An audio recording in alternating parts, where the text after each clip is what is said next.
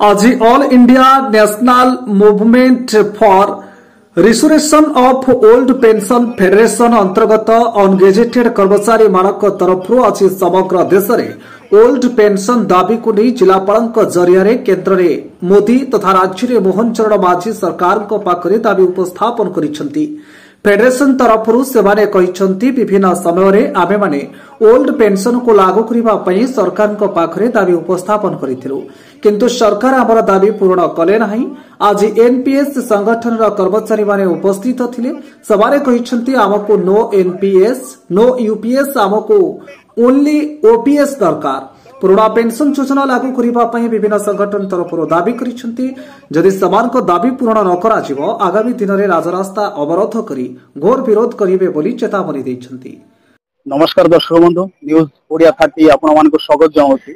आज समग्र भारत वर्ष रे ओल्ड पेंशन लागू करिया पाई जो अनगेजेटेड जो कर्मचारी माने अछंती से माने कलेक्टर को जरिया रे आज दाबी पत्र उपस्थापन करछंती। तो आम सहित अछंती मालकानगिरी जिलार जो संगठक आम सहित अछंती श्याम सुंदर नायक बाबू ताऊ पचारिबा कोन रहिछि आपनकर आजिकार जो कार्य पंथा कोन रहिछि।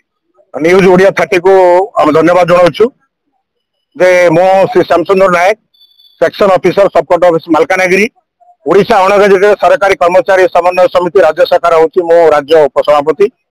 आज जे आमर समग्र भारत वर्ष रे जे 1/1/2005 ठारू अद्यावधि जो माने सरकारी चाकरी रे जे नियुक्ति पाइछंती सेमानंकु जे ओल्ड पेंशन योजना रो सेमानंकु बाहर कराइछि।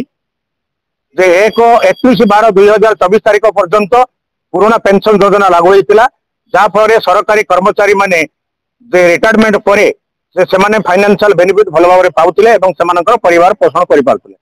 किंतु 1/1/2005 मसीहा परे सेही पुराना पेंशन योजना को भारत सरकार उठे देले एवं अद्यावधि सेटा को से प्रचलन कले नाही।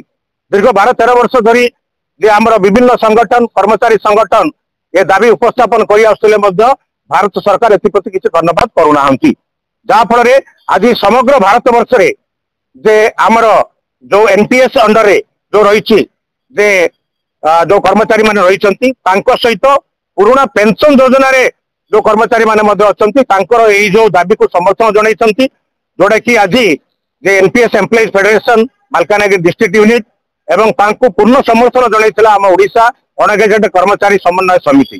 जे आमे सरकार ठारे दाबी रखुछु जे 1/1/2005 मसीहा ठारू एवं पर्यंत सरकारी चाकरी रे जोग दैथिबा समस्त कर्मचारी मानक पई पुराना पेंशन योजना लागू करे। नायक बाबू, विगत दिन रे भी आपण माने बहुत एई प्रकार जो दाबी उपस्थापन करथिले तार फलाफल एबे जाय किछि आपण को मिली नै।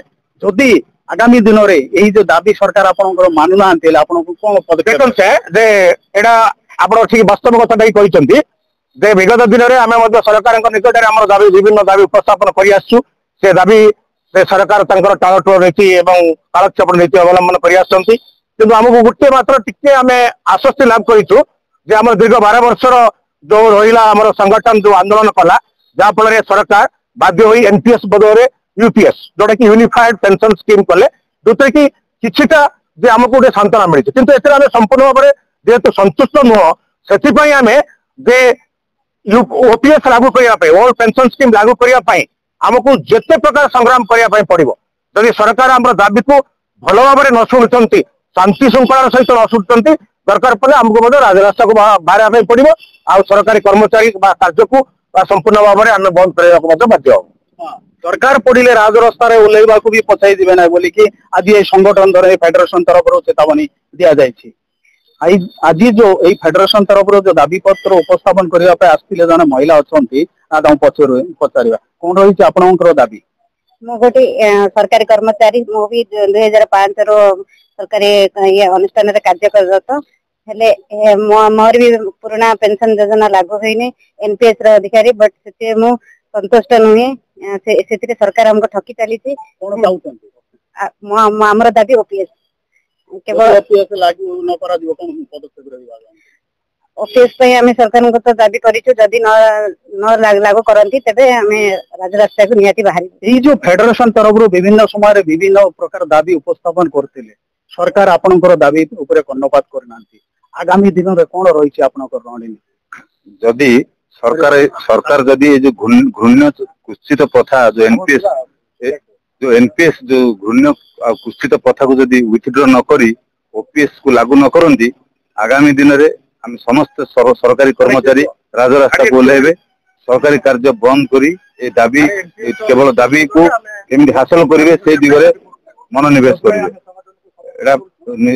स्थिर और निश्चित ये जो एनपीएस बदल सरकार यूपीएस करले से यूपीएस टा ओपीएस पर नुह किछि डिफरेंस अछि से डिफरेंस सेगुड़ा आमे सरकारी कर्मचारी माने के चाहना अबिकल ओपीएस दरकार अबिकल ओपीएस ही दरकार हमर दाबी केवल only OPS no NPS no UPS only OPS no LPS only OPS दाबी रही आज जो फेडरेशन तरफ विराट आकार जो कलेक्टर को दाबी पत्र प्रदान करने आसते मात्र कलेक्टर सब नथिबारु एडिशनल कलेक्टर को आज दाबी पत्र उपस्थापन कराई इसको लागू करा न दिबो राजरास्ता रे ओल्लेइबे फेडरेशन तरफ ये चेतावनी दिया जायछि तेणु आगामी दिन में देखा बाकी रहा जो सरकार कौन ए दिगरे ये जो अनगेजेटेड कर्मचारी मान कौन पदक्षेप नौचंदे ता देखा बाकी रहा मालकानगिरी कलेक्टर ऑफिस रु गोविंद मंडल को रिपोर्ट न्यूज ओडिया 30।